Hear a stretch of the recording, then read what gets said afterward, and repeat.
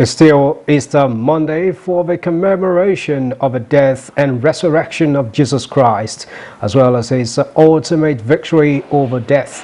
And so it is a season of love and sacrifice as demonstrated by the Almighty God, who sacrificed his only begotten Son, Jesus, for the remission of the sins of the world, so that as many that will believe in him should not perish but have everlasting life. Certainly, there are many lessons to learn from the death and resurrection of Jesus Christ as both individual Christians and as a nation. So what are the lessons people must learn from the Easter? How can they carry on lessons of this period, of this season, beyond the season, as individuals and even as a nation? Well, our guests on today's episode of Nigeria Today shall be providing answers to all of these and other questions as we discuss Easter beyond the season. I am Musbal, and we have for tonight, you can call me Pastor Musbal, and thanks a lot for joining us. You get to meet my guest in a moment.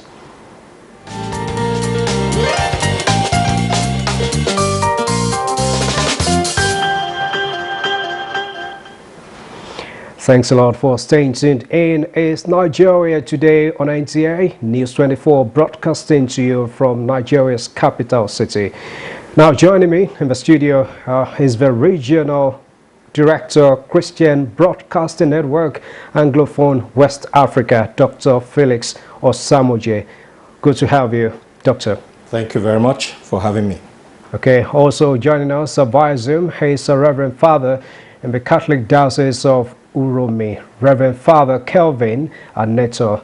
Good to have you, Reverend Father, and good to see you again after a long while. Thank you very much. The pleasure is always mine. Happy Easter, by the way, gentlemen. Same to you. All right, let me start with Dr. Felix Osamoje here in the studio. We're in the season.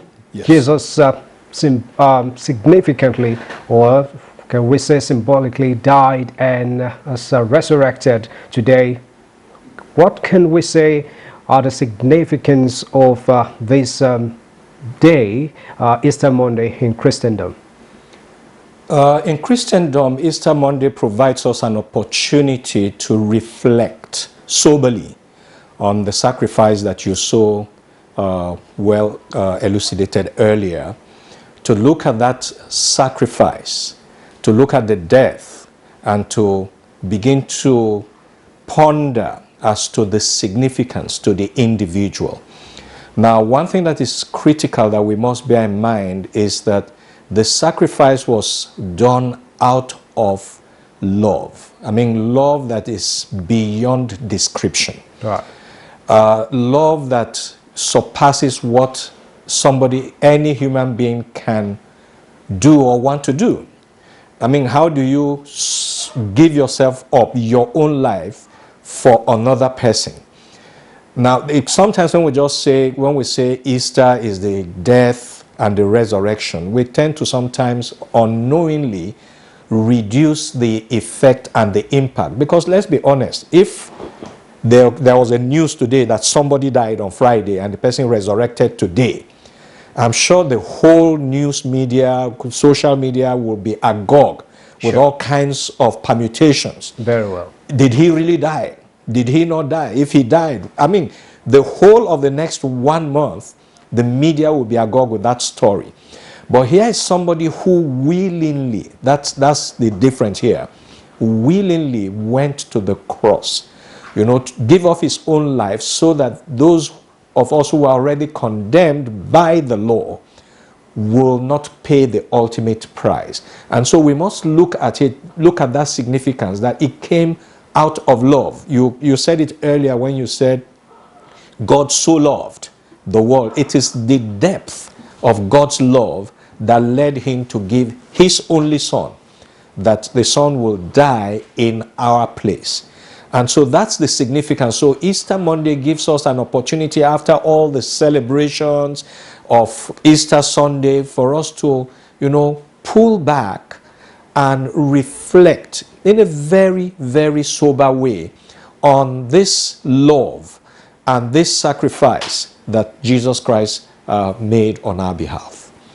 All right, so symbolically now, Christians have met Jesus Christ today at the Galilee, Father Kelvin. Now, what can you say is the significance of this Galilee? Why Galilee precisely and not any other place? Do you think Jesus Christ decided to ask the followers to meet him at the Galilee? I was just checking earlier on, and I found out that that was where he actually started his miracle work at Galilee. So what else would you say is the significance of this meeting at this point?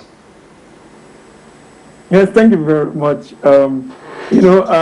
Jesus specifically instructed that the disciples should meet him in Galilee for this celebration of Easter, so to speak. All right, now, why Galilee really? Do not forget that Jesus had called his disciples from this very place, Galilee, at the Sea of Galilee. Jesus began this ministry with his disciples from around the Sea of Galilee. So this was where it all began. So Jesus needed to take them back there where it all began. It was from this point that Jesus had first called his first disciples. This was where Jesus called Peter. This was where Jesus called James and John, the sons of Zebedee. So you know that whole story. So from this very point where Jesus begins this ministry with his chosen 12, Jesus decides to take them back to where it all started. Do not forget that when Jesus called his apostles, he said to them, "Come, follow me, and I will make you fishers of men." So these men were fishermen. These men were fishers of fish. This was the point where Jesus changed their vocation and their ministry from fishers of fish, so to speak, to fishers of men. So Jesus saying, "Meet me in Galilee," was a way of taking the apostles back to where it all started, so that they will not lose focus, so that they can remember the initial call, "Come, follow me, and I will make you fishers of men." All right, thank you very much, Father Kelvin. I really appreciate that. Of course, I'm getting to know more about that. Becoming fishers of men and not really fishers of fish, so to speak, like you said. Now, so that did we not lose focus was another thing I picked up from what you just submitted. Now, how can we relate these, or how can we reconcile this meeting of Jesus Christ at the Galilee, the significance of today? How can we translate that into everyday life of every Christian in today's world, Dr. Felix? I mean, like the Reverend said, you don't want to lose focus, and that, which is what I said earlier, that Easter Monday provides an opportunity for reflection. Right. Because the truth is, whatever you're doing, first of all, I mean, in the management world, you are told to create a vision of where you are going. I mean, to have a vision means there has to be a starting point. I mean, you don't have a vision of tomorrow when you haven't started today. So if you've started today and you have moved on some distance, it means that it's going to get to a point where you're going to say, you know what, let's go back to the original plan. Let's revisit the original plan and find out, are we still on course? Have we deviated? Have we allowed extraneous issues into the original plan? I believe that this was what Jesus did when he asked them to meet him in Galilee, so that it helps them like refocus, it helps them to look at the plan, it helps them to look at the original vision to find out, are we all on the same page on this? Are we all going in the same direction? Or are some people going northwise, some are going south, some are going east? Or is everyone focused on the goal?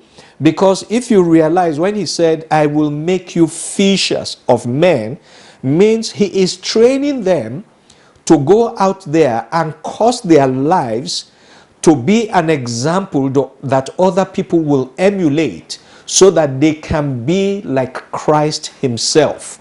And I believe that Jesus wanted a situation where that remained in the center of their thinking, in the center of their mentality, in the center of everything they did. They wake up thinking about it, they sleep thinking about it, so that it remains, the focus is sharp in their mind, that the goal. Jesus didn't call them to come and do things that will make them famous. He called them to come and become fishers of men, people who will go out and influence the world positively, influence the world in such a way that things will look better, the world will be filled with hope, because that's the whole message of Easter. Is the hope, is the message of redemption and hope.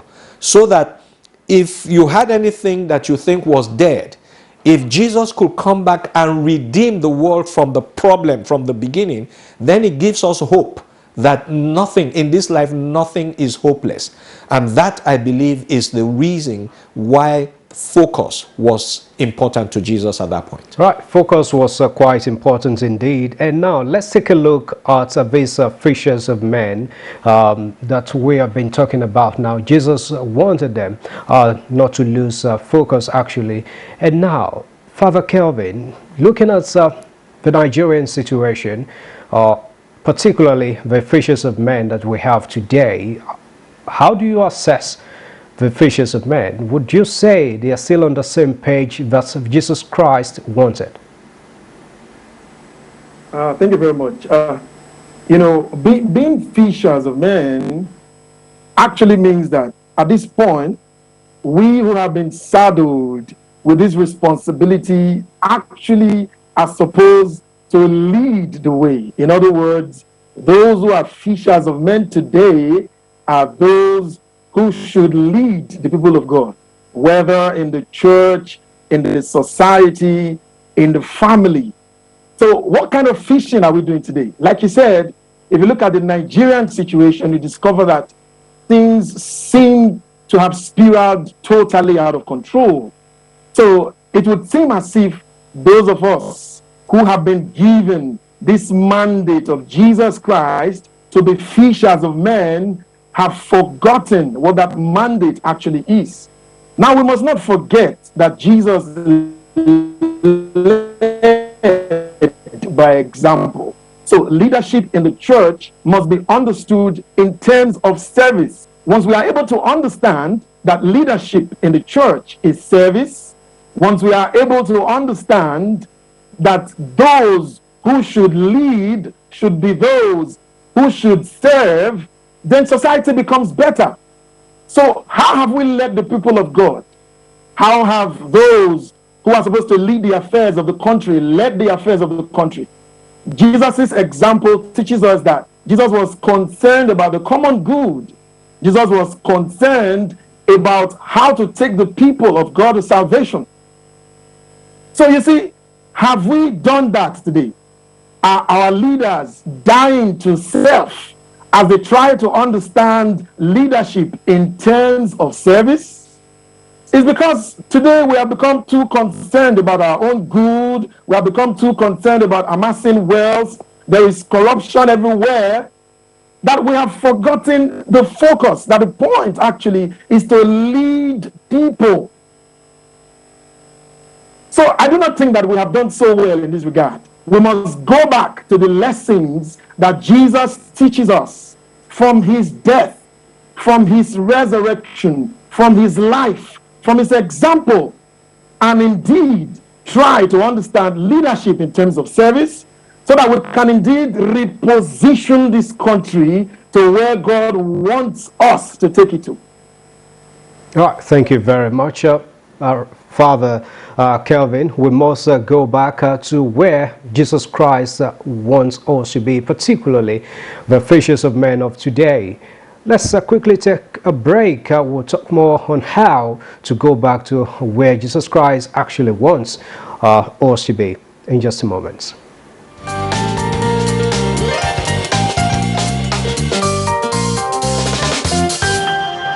Even after Easter, just as I'm saying, at least looking at what Christ has done for me, I have to shape my life, put my life in shape to make sure that those old ways that I have been going through, I will not go to it again.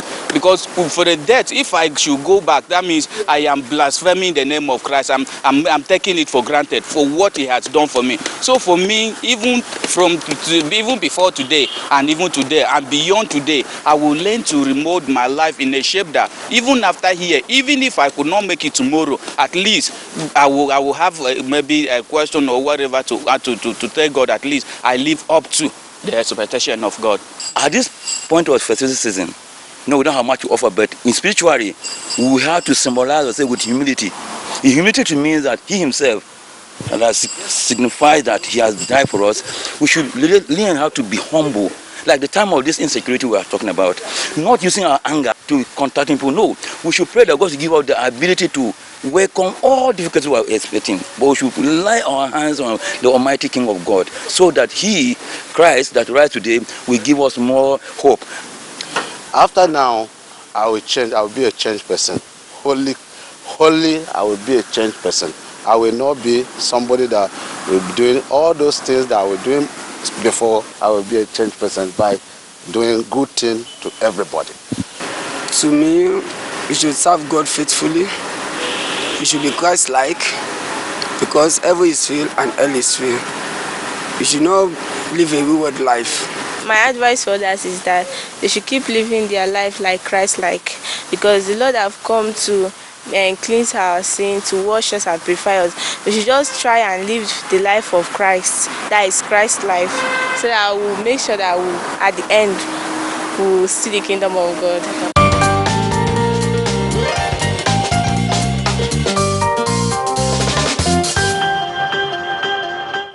Right, thanks a lot for sticking around. It's still Nigeria today on NTA News 24, and we're looking at Easter beyond the season. And just there, you've seen some people who are ready to change for the better. Let's hope that is the situation with everyone across the country. Now, Dr. Felix Osamuje, you've seen it around this world, particularly Africa and West Africa, to be precise. With the description that we got earlier from Father Kelvin, would you say Nigeria is alone in this situation, or that's what we have on the continent as a whole? I think it's a continent-wide problem. Before now, if you read the papers, you read magazines, you read articles, you will find people say, oh, the problem of Africa is illiteracy, the problem of Africa is disease, the problem of Africa is poverty. You want me to be honest? The problem of Africa is none of those three. Right. The problem of Africa is leadership.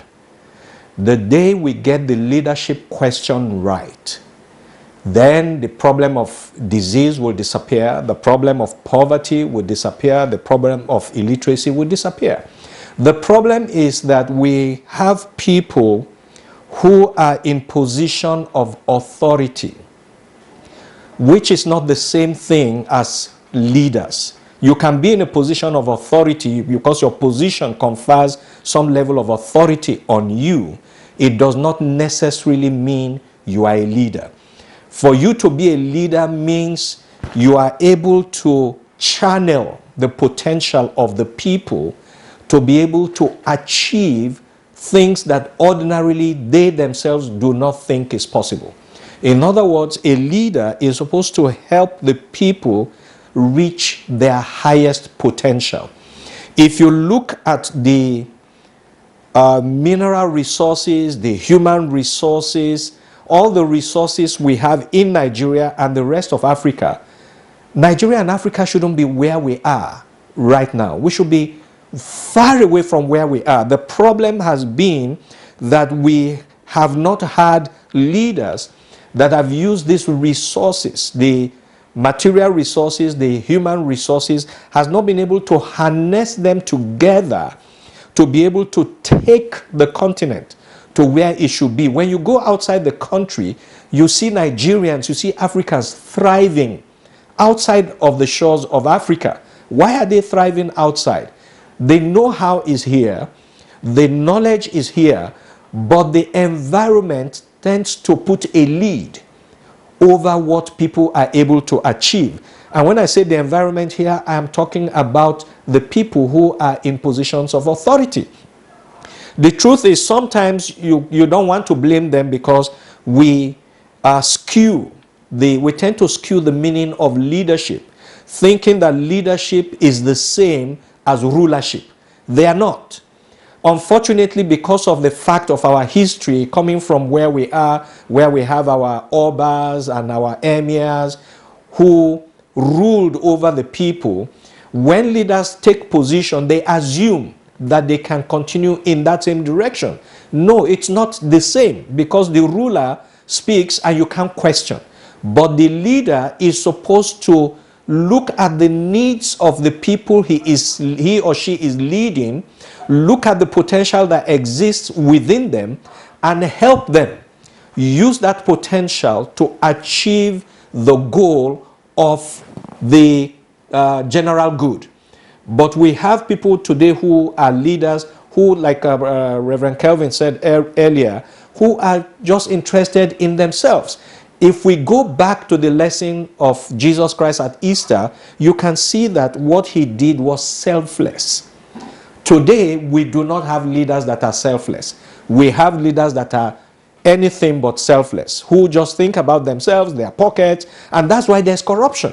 Because if leaders think about the people, think about improving the lot of the people, then the resources will be channeled towards improving the lives of the people, and there will be no need for anybody to steal money because you think that if you don't steal it, then your life will not be better. I really agree with you, Dr. Felix Osamuje. Here, it's supposed to be the best season of the year for Nigeria. We're just celebrating Easter Monday, at the end of the Lenten period, and then the other people on the other side, as Muslims, are also in Ramadan, which is another season of sober reflection that you need to learn from what your faith is teaching you. But yet we're still having this situation across the country, dotting the landscape of the country. Now, Reverend Father Kelvin, how do we get back on the track, briefly? How do we get back to the point that will begin to imbibe and even exhibit the culture that Jesus Christ wanted the fishers of men to display? You know, Dr. Felix already just said it. Selflessness. I remember in the early years of this administration, they came up with a campaign, the Change Begins With Me campaign. That was very beautiful. It was novel, it was intelligent, but you know, it was only at the level of propaganda. I actually thought that that campaign would be taken to the point where it resonates with every Nigerian. If I know that change begins with me, if I begin to take selflessness and sacrifice seriously, then of course I will realize that whatever I do contributes either positively or negatively to the Commonwealth, right? So if indeed we begin to practice that mantra, change begins with me, and we are no longer concerned about just our pockets or our egos, then we could get right back on track. And this example must start from, as the doctor said, and I agree with him completely, from those who are in positions of authority. They must begin to see a way to transform those positions to positions of leadership, so that those of us who follow them, we find it easier to become selfless, to become sacrificial in the choices and in the decisions and in the actions we make for the Commonwealth. Reverend Father Kelvin Adneto, thank you very much for your time. Reverend Father Kelvin is of the Catholic Diocese of Uromi, that's in Edo State. We really appreciate your time and perspective on the program tonight. And of course, we had the Regional Director, Christian Broadcasting Network, Anglophone West Africa, Dr. Felix Osamuje on the show. How you have been very, very articulate on the show. We really appreciate you as well. Thank you very much for having me. All right, that's how we have seen it tonight on Nigeria Today. The program will return tomorrow, same time. Join us again. I'm Musbad and Wahar. Remember, you can always watch this edition and other ones on YouTube. Join us again.